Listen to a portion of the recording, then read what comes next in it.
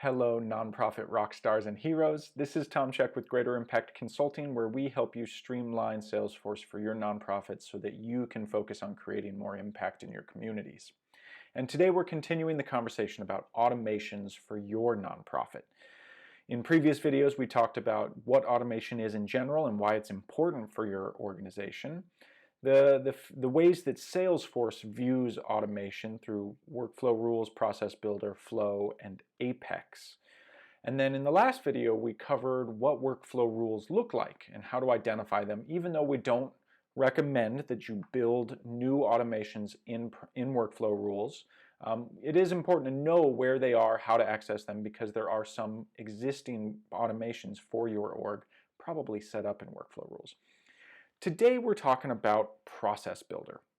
And Process Builder is probably where, at least as of right now, 2021, most of you accidental admins for small nonprofits, this is where you'll probably build automations.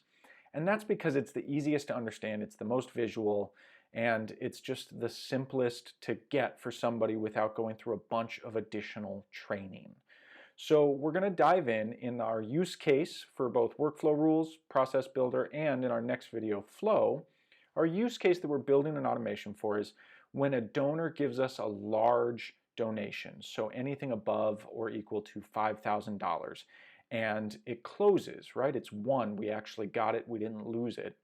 And it's not a grant. It's got to be a donation or a major gift or an in-kind product donation. As long as those things are true, and that's our trigger, then our action is we want to create two tasks. One today, with a due date 3 days from now, asking one of our staff members to call this donor and thank them personally for their large donation. And then we schedule a task to be created 6 months down the road to send them an impact report of the difference that their large donation has had in the organization. So with that being said, let's share a screen and look at how Process Builder is set up. So if you go into Setup and you search for Process Builder, when you click on this, the only thing that pops up, what you'll see is it's a little different kind of page than a lot of other pages in Salesforce. This is built a little differently. And so we see My Processes here, and it shows you each process that's running. It tells us the status, the last time it's modified, the object it's running on, and then the description that we set up when we create a new process. The best practice, according to Salesforce, in Process Builder is to only have one active process per object. So if you wanted to automate a bunch of pieces around opportunity, you would just do that through one Process Builder and add a bunch of nodes, and we'll get to nodes in just a moment.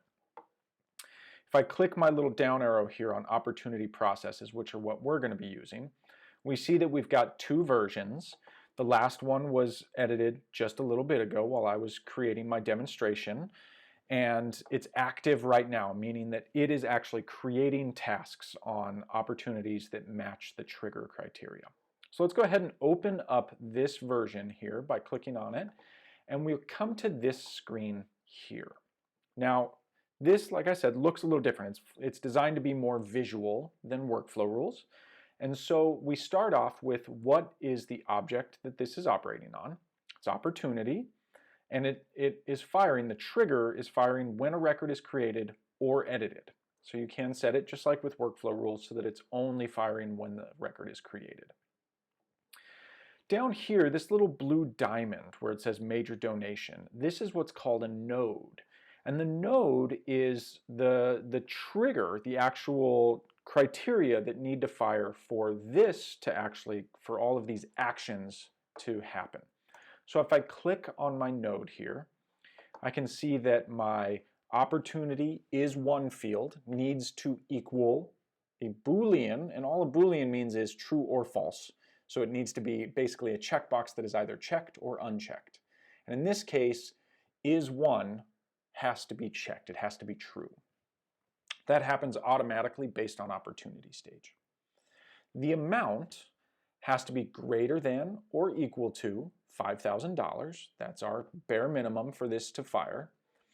And our opportunity record type name cannot equal grant, in-kind service donation, and you can't see it here, but if I scroll over, event ticket, right? So we don't want this to fire on grants, we don't want it to fire on in-kind service donations, and we don't want it to fire on event tickets. So assuming all of those things are true, and here we can do some filter logic down below here where it says all the conditions are met. You can also customize the logic or make it so that it's ORs. So that's kind of nice compared to workflow rules. It's a little easier to do that. Assuming those things are true, then our actions will start to fire. And we've got, like I said in the previous video, 2 actions that we're creating. One, right when this is updated, that creates a task due 3 days from now that says, give this donor a call. And then about 6 months from now, we want to create another task that says, send them an impact report. So our immediate action is to create a task. And in this, when I click on this, it's going to just show me all of the different fields that I've set up for this automation. So the subject is going to equal call this donor to thank them. The assigned to ID is going to be whoever owns the opportunity. The priority is going to be high, status not started. This is going to be related to the opportunity that fires the trigger. The name ID, which all that means is you can relate a task to a person. So we want to make sure that that person is the one that we're thanking.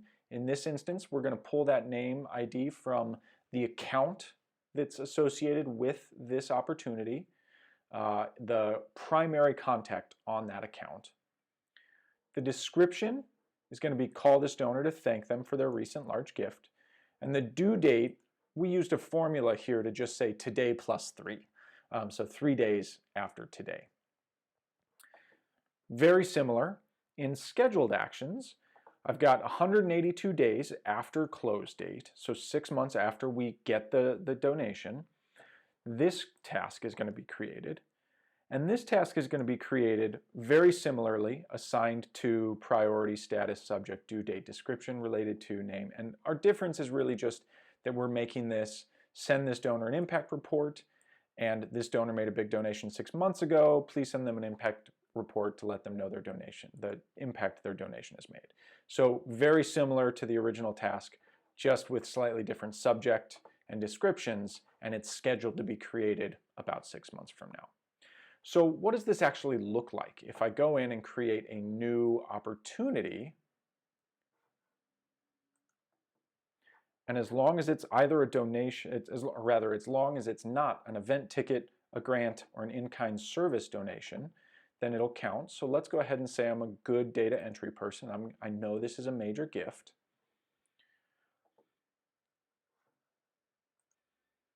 Okay, so what I'm going to do is I'm going to create this opportunity, this major gift, and we're going to start by just making it a $4,999 gift. So this will not trip our trigger, right? The automation shouldn't fire if I hit save. And that's because it doesn't match all the criteria that we set, that it had to be greater than or equal to $5,000. And as it's created, if I go over to the activity, we can see that there's no upcoming or overdue tasks on this object. But if I go back to details, I go ahead and edit the amount, and I make it match the criteria, $5,000, and I hit save, what we should see is that a new task is created. And now if I go over to activity, what I see is that there's a high priority task called call this donor to thank them. If I click on it, I see all the information that I went ahead and created in that process builder. So it's related to John Doe, related to the John Doe major gift opportunity. The due date is today plus 3. Priority is high. It's assigned to whoever the owner of John Doe major gift is, which in this case is me. And the comments say call this donor to thank them for their recent large gift. Right? So what this means now is every time a large gift is given to my organization, I don't have to manually create these tasks to remind my staff to touch base with my donors.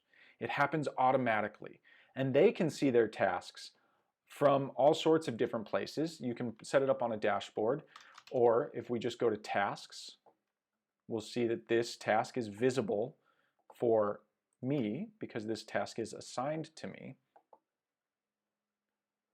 And there it is right in the tasks.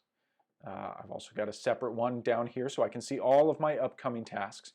We notice that I don't have that 6-month task created yet. I don't necessarily want to bother my employees for the next 6 months with that taking up space in their task box. I don't want to clutter them up, and that's why we scheduled that action.